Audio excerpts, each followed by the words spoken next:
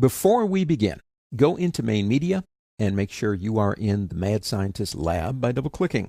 Then go into Secondary Media, uncollapse it, and go into Bikes.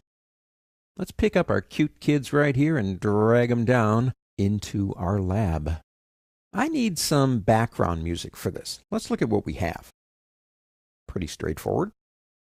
Some cute kids on their bikes. I need some music to fit that. So if you go back into Secondary Media, you will find that we do have some audios under MP3. We can come over to it and just click and press the space bar.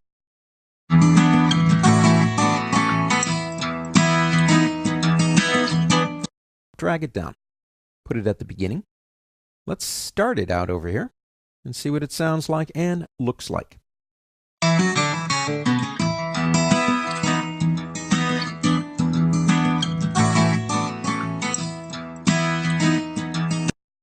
I can live with that. I like that. But it's way, way longer than what we need, isn't it? Let's do this.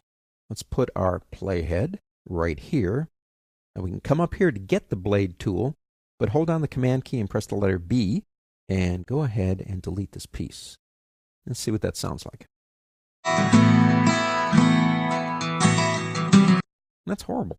Nobody wants a song to end in the middle of a note. They want it to end. Now I think on this one, let me stretch it out to about there. Right there. Now I'm using my arrow keys. Right there is where it goes off. And if I trim it back to here, let's see what that sounds like.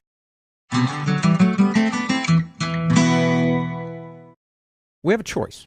We could fade the end of that off and allow the music to continue on.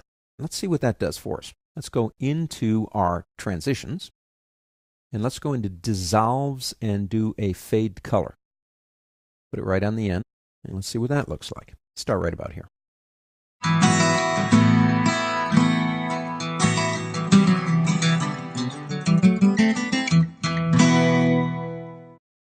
That's not bad, but I think we can do better. Let's do this. Let's get rid of that.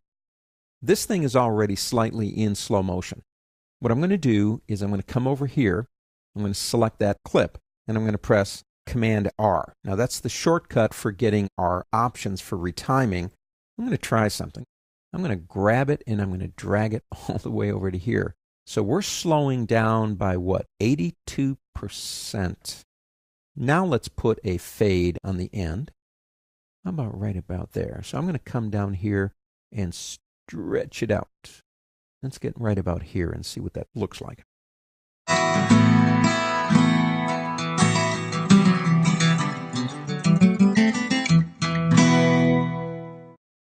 Now that's not too bad. It isn't the perfect situation because we slowed the video down to make it match the music, which in some cases you might consider ridiculous, and I agree. But how do you handle this? Well, for example, we have a spot, don't we? It's 90 seconds. What if we had decided to put background music in there? We would need a spot that has 90 seconds, or a piece of video that does. Now, the problem with that is I don't have an orchestra, and I can't get music to the right size or the right speed. I have to work with what I have. That's not entirely true. I want to introduce you to a program just real quick here that you might be interested in getting. I love this program. I'm going to come down here, and I'm going to open up something called SonicFire Pro. Remember that name and look it up. This program is actually nothing short of a miracle to me. These are clips that I own. Now, the one thing about these clips you have to understand is that not only can I choose one and then check it out down here,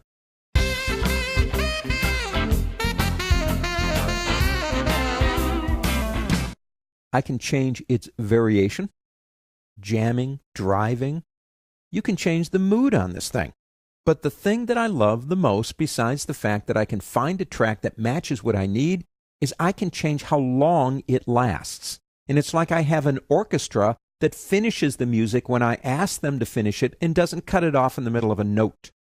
I really do like this application. It is called SonicFire Pro. It's not free, unfortunately, but I've been using them for over 10 years. I absolutely love them. And the cool thing is, these are my owned titles. If you're online, most of us live online, you can actually add all the stuff from their store, which is thousands of things. You can test it before you buy it. And once you've got it, you have all these different options to use. It's a really nice program to have if you do a lot of background stuff. Now, you can go out to the internet and you can find sites that have different types of music set to different speeds or lengths. You can do that, but you're going to pay for those too. Why not pay for it one time and have the ability to use it as many times as you want in as many formats and lengths as you want? I really do like them, SonicFire Pro. One more thing here. Let's say we like what we have done here, and we want to further develop this into something else. But it's on our lab, isn't it? We come back up here, go into Main Media. It's here.